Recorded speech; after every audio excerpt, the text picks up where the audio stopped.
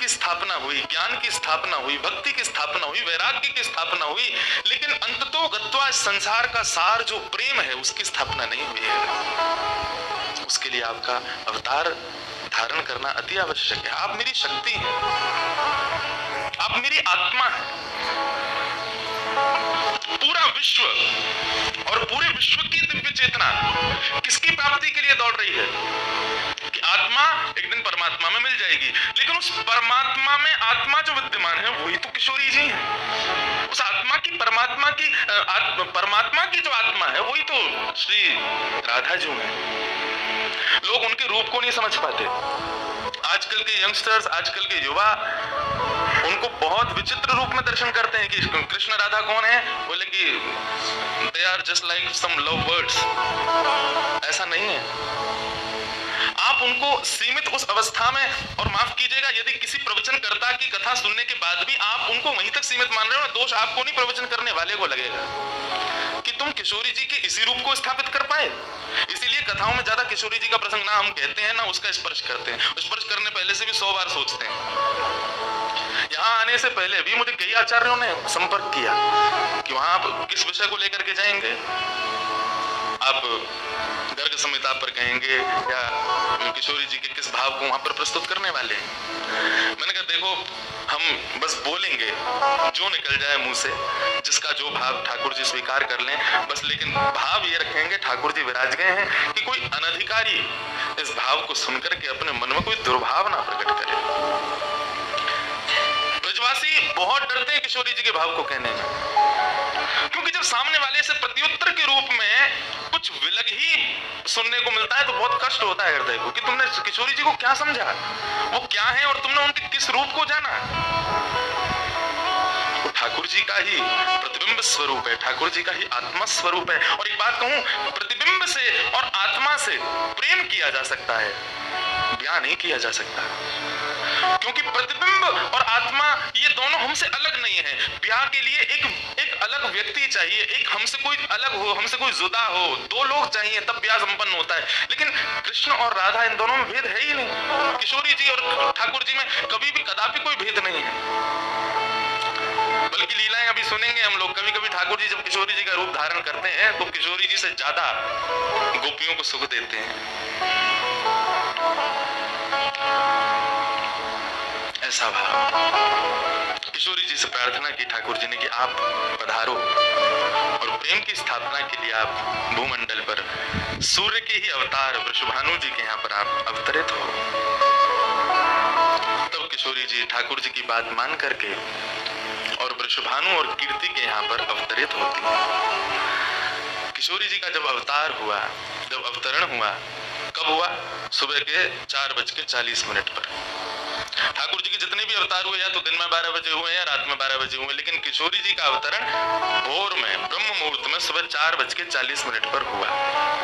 क्यों? बोले रामकृष्ण आदि जितने भी ठाकुर जी के अवतार हैं राक्षसों के वध के लिए आते हैं, तो या तो सूर्य के तेज ताप में उनका जन्म होता है, मानो वे प्रकाश स्वरूप हैं ऐसा भाव बताते हैं, या रात्रि में 12 बजे होते हैं, वो इसलिए होते हैं वो मानो ऐसा भाव रखते हैं कि चंद्रमा अंधेरे को दूर करता है, वो ज्ञान का प्रकाश है, वो ज्ञान है, उससे अंधेरा दूर होता है। तो ठाकुर जी रात्रि प्रकट होकर के ऐसा भाव रखते हैं कि काले निशा, काला ज्ञान जितना भी है धरती पर उसको दूर करने के लिए हम पधारे हैं। लेकिन किशोरी जी का जो अवतरण है वो 4:40 ब्रह्म मुहूर्त में होता है। उसका क्या भाव है?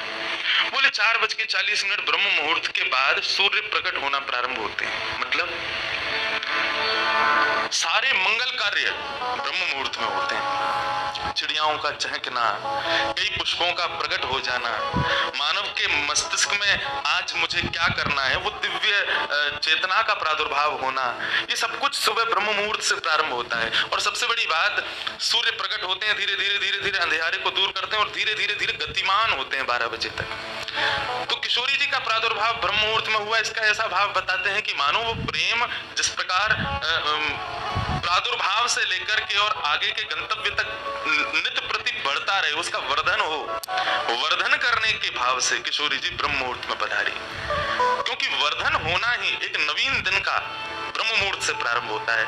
ऐसे ही प्रेम का वर्धन, भक्ति का वर्धन, भाव का वर्धन, उन सब का वर्धन करने का प्रतीक है किशोरी जी, इसलिए ब्रह्म मुहूर्त में जन्मी है।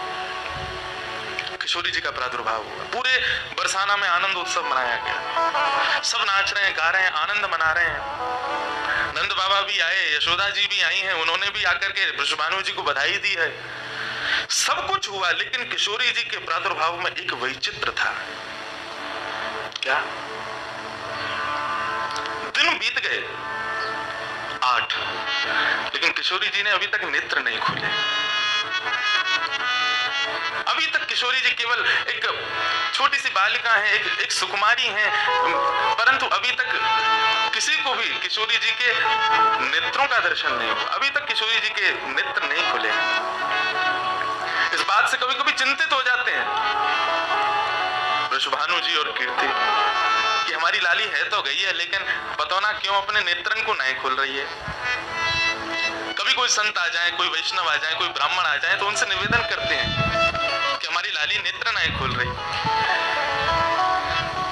तब देवताओं ने नारद जी को भेजा, आप जाओ और जाकर के वृषभानु जी के इस मन के भाव को पूर्ण करके आओ, किशोरी जी के सुंदर नेत्रों का दर्शन उनको कराओ।